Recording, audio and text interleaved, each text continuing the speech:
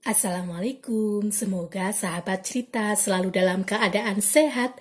Kali ini saya akan bercerita tentang Sunan Giri.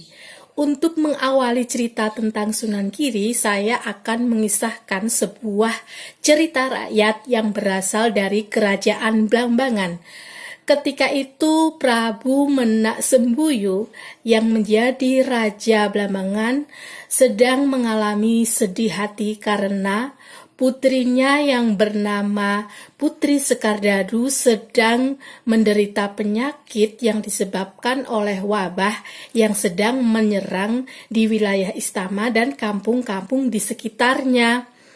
Kemudian Sang Prabu pun membuat sebuah sayembara, barang siapa yang berhasil menyembuhkan putrinya, maka bila dia seorang laki-laki akan dijadikan suaminya, manakala dia seorang perempuan akan dijadikan saudaranya. Namun karena penyakit yang sedang mewabah ibu bukannya penyakit sembarangan, sudah banyak tabib, sudah banyak dokter yang berusaha mengobati, namun ketika itu tidak ada yang bisa mengobati penyakit yang sedang mewabah tersebut. Kemudian sang raja pun mendengarkan sebuah kabar bahwasanya di sebuah pegunungan ada seorang pertapa yang ahli obat-obatan yang mungkin bisa dicoba untuk bisa mengobati Putri Sekardadu tadi. Lantas Sang Prabu pun mengunjungi sang pertapa tadi. Beliau adalah Syekh Maulana Ishak. Kemudian Syekh Maulana Ishak pun bersedia mengobati Putri Sekardadu. Namun kalau Putri Sekardadu selamat nih, maka ada syaratnya. Sang Prabu harus masuk Islam. Karena sudah diketahui bahwasanya ketika itu cara ibadahnya orang Islam dan cara ibadahnya Sang Prabu ini tidaklah sama. Dan Sang Prabu pun menyetujuinya. Akhirnya Sang Prabu masuk Islam dan diberi keajaiban. Putri Sekardadu pun mengalami kesembuhan.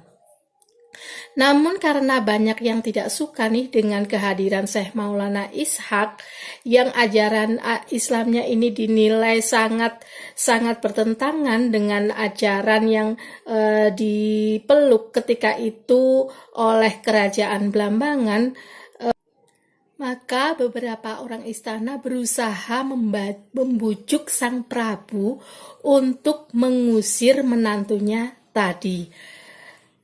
Karena Sang Prabu akhirnya itu ternyata adalah pura-pura masuk Islam, akhirnya setuju dengan cara menjebak Syekh Maulana Ishak tadi dengan beberapa makanan yang dihidangkan, yang ternyata makanan itu sangatlah diharamkan untuk pemeluk agama Islam. Kemudian sang raja itu menghidangkan daging harimau, daging ular, dan daging-daging lainnya yang seraya itu sangat-sangat mengganggu Syekh Maulana Ishak dan dia pun kebingungan. Ya Allah, ternyata ini cobaan saya ketika saya berusaha berdakwah Islam di istana ini, ternyata ada pertentangan. Ya Allah, kasih solusi agar saya tidak mengecewakan mertua saya dan saya tidak makan daging yang Engkau haramkan. Kemudian ternyata Allah memberikan sebuah keajaiban bahwasanya daging-daging yang ada di meja itu pun menjadi hidup kembali. Yang tadinya daging harimau, maka terjadilah harimau, yang tadi daging ular maka menjadilah ular hidup dan sebagainya. Sontak seluruh istana pun kaget dengan kejadian tersebut. Dan para punggawa kerajaan yang tidak suka nih tetap mempengaruhi sang raja bahwasanya ini menantu Anda adalah tujuannya adalah mempermalukan Anda. Sebaiknya diusir saja nih dari istana. Padahal ketika itu sang istri dari Syekh Maulana Ishak, yaitu Putri Sekardadu nih sedang mengandung dan siap-siap melahirkan. Namun untuk jalan yang terbaik akhirnya pun Syekh Maulana Ishak pergi meninggalkan istana tersebut. Seiring kepergian Syekh Maulana Ishak nih, kemudian Putri Sekardadu ini melahirkan namun meninggal dunia. Dan ini pun para punggawa yang tidak suka dengan keberadaan Syekh Maulana Ishak nih menuduh bahwasanya penyebab kematian dari sang putri adalah wabah yang dibawa oleh sang bayi yang baru lahir. Akhirnya sang bayi pun dilarungkan ke laut dengan menggunakan peti kayu. Setelah sang bayi itu dilarungkan ke laut, dipertemukan oleh dua orang nelayan yang bernama Sabar dan Sobur nih, yang kemudian dibawa ke perumahan dekat laut itu, dan ternyata bayi itu diangkat oleh Nyai Pinate. Nyai Pinate ini adalah seorang saudagar dagang yang kaya raya, yang hidupnya sendirian sehingga mau merawat bayi tersebut. Dan bayi tersebut dinamakan dengan Joko Samudro karena seorang bayi ditemukan di sebuah lautan. Itu artinya. Sesampainya Joko Samudro itu berusia 11 tahun, kemudian Nyai Pinate ini membawa Joko Samudro ke daerah Ampel Deta untuk mendaftarkan sang putranya tadi untuk belajar kepada Sunan Ampel. Setelah beberapa tahun, Joko Samudro atau yang disebut dengan Sunan Giri ini menuntut ilmu di pesantrennya Sunan Ampel, bahwasanya Sunan Ampel menjadi tahu bahwasanya Sunan Giri ini adalah putra dari Syekh Maulana Ishak yang merupakan saudara dari Sunan Gresik. Dan kemudian akhirnya Sunan Giri dan Syekh Maulana Ishak pun dipertemukan. Setelah lama menuntut ilmu nih, Sunan Ampel menyarankan kepada Sunan Giri untuk meneruskan usaha ibu tirinya, yaitu menjadi pedagang yang sukses. Namun ternyata Sunan Giri lebih memilih untuk berdakwah menyebarkan agama Islam. Dan ternyata pilihannya pun ini sangat pas karena ternyata dakwahnya ini sangat menarik, karena dakwah yang beliau gunakan itu menggunakan metode yang unik, yaitu selain menggunakan sastra wayang, beliau juga menggunakan permainan anak-anak yang disertai dengan tembang-tembang yang mempunyai makna yang sangat filosofis tentang ketuhanan dan agama.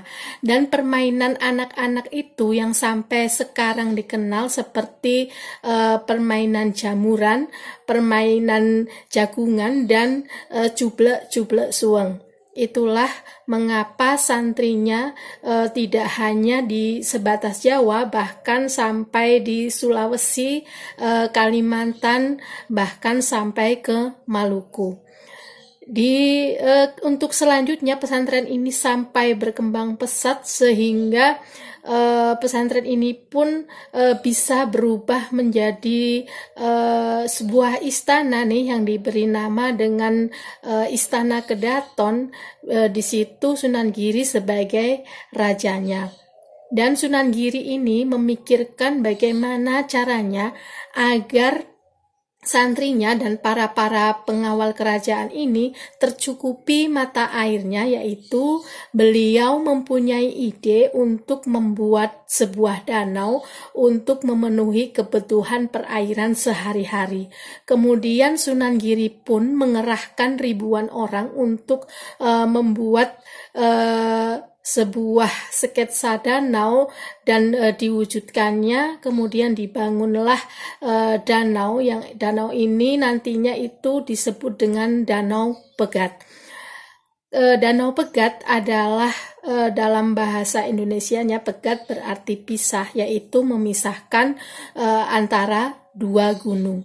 Untuk sumber mata air dari danau ini, Sunan Giri hanya menggunakan karomah yang beliau miliki, yaitu hanya menancapkan 3 buah lidi yang kemudian bisa timbul sumber mata air yang kemudian airnya itu memenuhi keseluruhan danau yang telah dibuat, dan itu danau tersebut masih ada sampai sekarang, dan di situ banyak sekali ikan-ikan yang bisa dikonsumsi masyarakat sekitarnya, tapi syaratnya adalah tidak boleh untuk diperjualbelikan.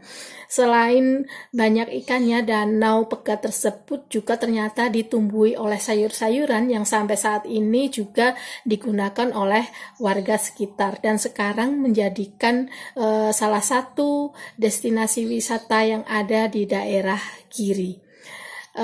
Karena itulah peninggalan dari Sunan Giri tersebut sangat bermanfaat. Untuk itu, marilah kita senantiasa menjaga danau tersebut sehingga sampai bermanfaat nanti sampai anak cucu kita. Mungkin itu cerita singkat dari Sunan Giri. Ingat, yang belum subscribe silahkan subscribe, yang sudah subscribe silahkan like agar video ini terus berkembang. Wassalamualaikum.